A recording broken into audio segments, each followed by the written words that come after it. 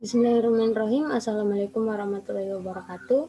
Saya Ladia Arloni, NIMKI 1 A1199078. Kesempatan kali ini saya akan menjelaskan tentang karakterisasi enzim amilase dari biji nangka atau Artocarpus heterophyllus.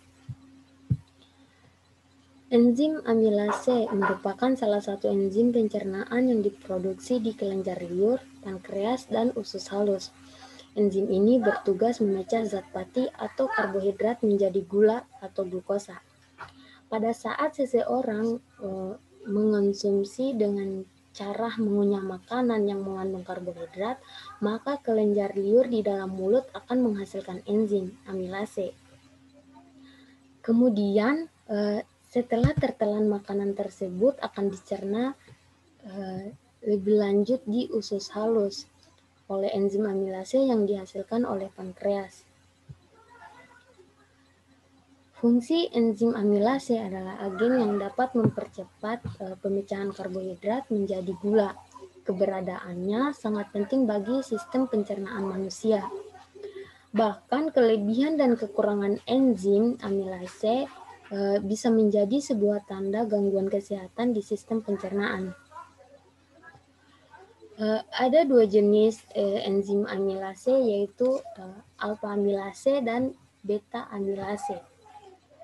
Alfa amilase ini ditemukan di dalam air liur manusia, di mana ia memulai proses kimia dalam pencernaan dengan hidrolisis pati. Alfa amilase juga ditemukan dalam pankreas, sedangkan beta amilase ditemukan di dalam biji beberapa tanaman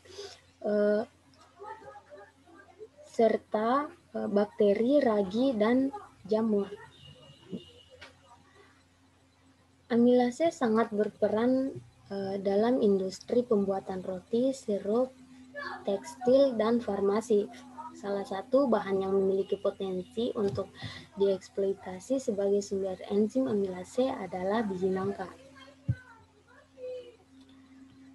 Yang berikut adalah karakterisasi amilase dari biji nangka.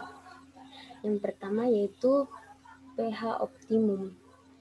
Nah, penentuan pH optimum dilakukan menggunakan metode FUA seperti pada uji aktivitas amilase. Untuk karakterisasi pH terhadap aktivitas enzim digunakan buffer fosfat, yaitu pada pH 5, 6, 7, dan 8. Hasil penentuan didapatkan pH optimum dari fraksi amilase adalah pada pH 6, seperti pada gambar berikut. Dari grafik tersebut diketahui bahwa aktivitas amilase mencapai pH optimum 6 dengan aktivitas spesifik sebesar 2,52.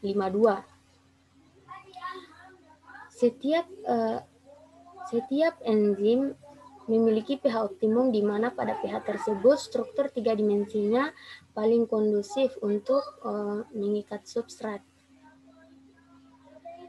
Jika konsentrasi ion hidrogen berubah dari konsentrasi optimal, maka aktivitas enzim secara progresif hilang hingga pada akhirnya enzim menjadi tidak aktif. Yang berikut adalah suhu optimum. Untuk penentuan suhu optimum digunakan metode FUA. Sebelum dilakukan pengujian, sampel yang ditambahkan larutan pati dalam buffer fosfat diinkubasi dengan variasi suhu yaitu 40 derajat Celcius, 50 derajat Celcius, 60 derajat Celcius, dan 70 derajat Celcius. Nilai aktivitas amilase dari penentuan suhu optimum dapat dilihat pada gambar berikut.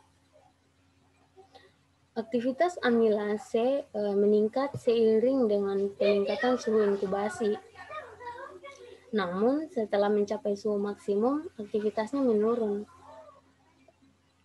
Pada suhu 40 derajat Celcius, aktivitas amilase dari biji nangka sebesar 1,99 unit, sedangkan pada suhu 50 derajat Celcius, aktivitas amilase mengalami peningkatan yaitu dengan 2,52 unit, namun pada suhu 60 derajat Celcius dan 70 derajat Celcius mengalami penurunan yang cukup signifikan, yaitu sebesar 1,59 unit.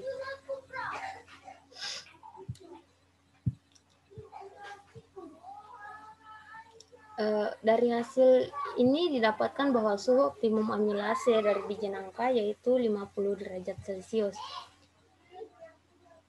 Enzim mempunyai suhu tertentu yang menyebabkan aktivitasnya mencapai keadaan optimum. Ketika suhu bertambah sampai suhu optimum, kecepatan reaksi enzim naik karena energi kinetik bertambah.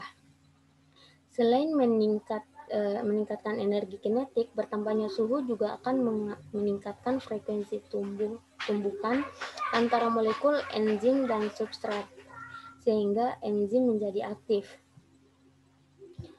Baik, itulah penjelasan dari saya tentang karakterisasi enzim amilase dari biji nangka.